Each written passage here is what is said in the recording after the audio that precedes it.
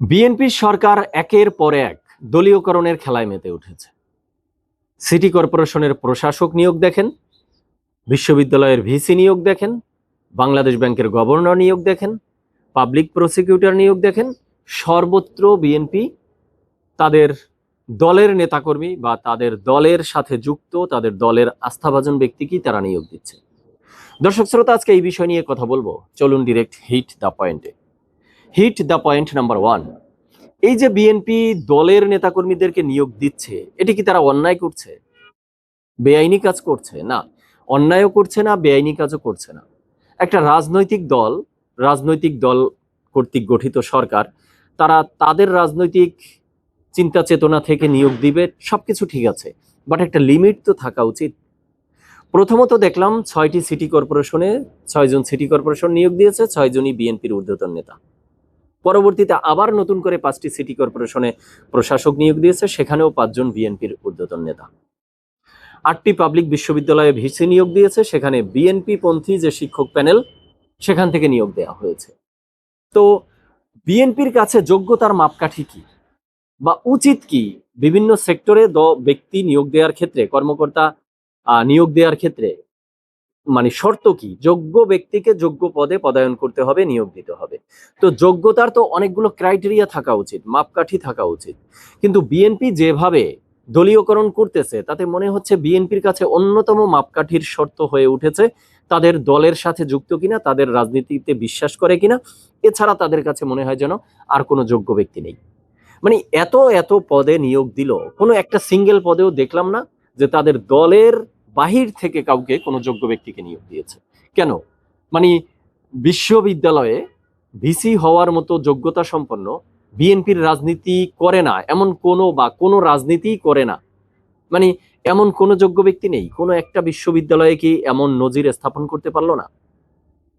11টি city কর্পোরেশনে প্রশাসক নিয়োগ দিল, মানে কোনো একটা সিঙ্গেল সিটি কর্পোরেশনও প্রশাসক দেওয়ার ক্ষেত্রে কোনো নিরপেক্ষ ব্যক্তিকে সিলেক্ট করতে পারলো না। তার মানে বিএনপি ধরেই নিয়েছে যোগ্য, ন্যায়, নিষ্ঠাবান ব্যক্তি একমাত্র বাংলাদেশে বিএনপির নেতাকর্মীরা, আর কেউ নেই। এবার আসে হিট দ্য পয়েন্ট নাম্বার 2। বিশ্ববিদ্যালয়ের ভিসি নিয়োগের ক্ষেত্রে আপনারা বিএনপির শিক্ষক কোরাম থেকে দিলেন, বেশ ভালো। কিন্তু এই যে 11টির মতো সিটি কর্পোরেশনে প্রশাসক নিয়োগ দিলেন, এটি কি আপনাদের প্রশাসক নিয়োগ দেওয়ার পদ, নাকি এটি জনগণের ভোটের মধ্য দিয়ে নির্বাচিত হওয়া পদ? অবশ্যই নির্বাচিত হওয়া পদ। এখানে আপনারা মানে প্রশাসক নিয়োগ দেওয়ার খেলায় একের পর এক মেতে উঠলেন কেন? এখানে তো জনগণের ভোটের মধ্য দিয়ে মেয়র, কাউন্সিলর নিয়োগ হওয়ার কথা ছিল। আপনাদের তো উচিত ছিল খুব দ্রুত স্থানীয় সরকার নির্বাচন দেওয়া। কিন্তু তা না করে বিএনপির সরকার, আপনারা যেভাবে প্রশাসক নিয়োগ দেওয়ার খেলায় মেতে উঠেছেন, মানে রাজনৈতিক প্রশাসক, দলের আনুগত্যের প্রশাসক নিয়োগ দেওয়ার খেলায় মেতে উঠেছেন।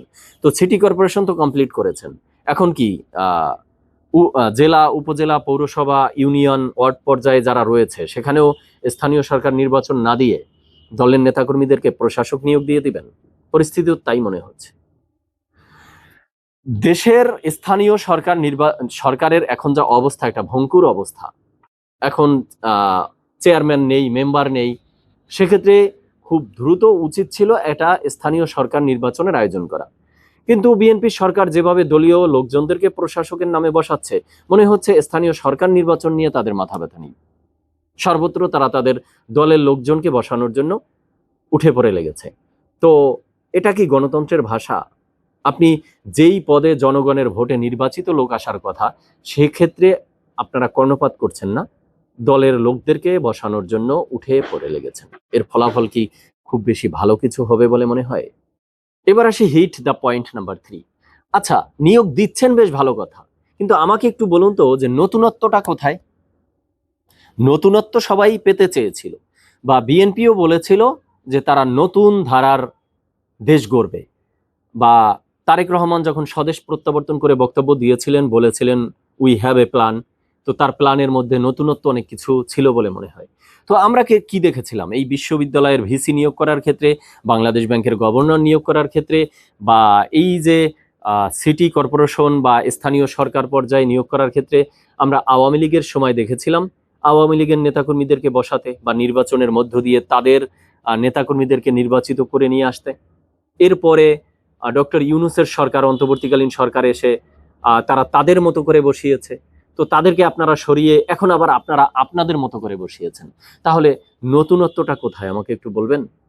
তো আপনাদের দৃষ্টিকোণ থেকে যদি মনে হয় যে আপনারা তো ঠিকই করছেন দলের লোকজনদেরকে বসিয়ে, তাহলে ডক্টর ইউনূসের সময় তারা তাদের পছন্দের লোক বসিয়েছিল, ভুলটা কি করেছিল?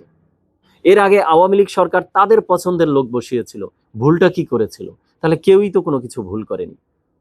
আমি এই যে ৬ জন সিটি কর্পোরেশন নিয়োগ বিএনপি যখন প্রথম করলো, এর বিরুদ্ধে যখন কথা বলেছিলাম, তখন বিএনপির অনুসারীরা কমেন্টে আমাকে বলেছিলেন যে আমি ভুল বলছি, বরং বিএনপি ঠিকই করেছে।